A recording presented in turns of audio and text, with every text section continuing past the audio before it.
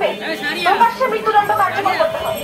মনে রাখবেন, ধর্ষকের সাজা একটাই, প্রকাশ্যে মৃত্যুদণ্ড। সবশেষে শুধু একটাই কথা বলবো, সরকার যদি এর বিচার করতে না পারে তবে স্বরাষ্ট্র উপদেষ্টা অবিলম্বে পদত্যাগ করুন। কারণ কোন অপারক ব্যক্তিকে আমরা চেয়ারে বসে থাকতে দেখতে চাই না। মাতৃভূমি অথবা মৃত্যু। ইনকিলাব জিন্দাবাদ। ধন্যবাদ। এ পর্যায়ে বক্তব্য রাখবেন আমাদের বড় ভাই, তরুণ সমাজের আইকন, বড়াইগাঁও উপজেলা যুব বিভাগের সম্মানিত সভাপতি শফিউল আলম ভাই।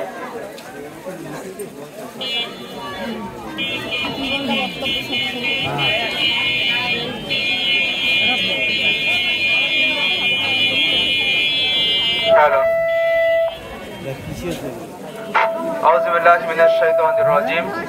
বিসমিল্লাহির রহমানির রহিম।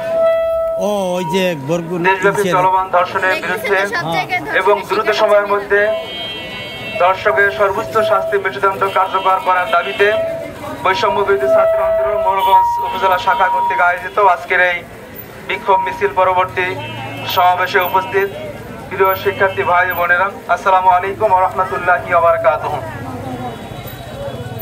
আজকের জুলাই পরবর্তী বৈষম্য বিরোধী ছাত্র আন্দোলনের মধ্য দিয়ে আমরা একটা নতুন বাংলাদেশ ফিরে পেয়েছি।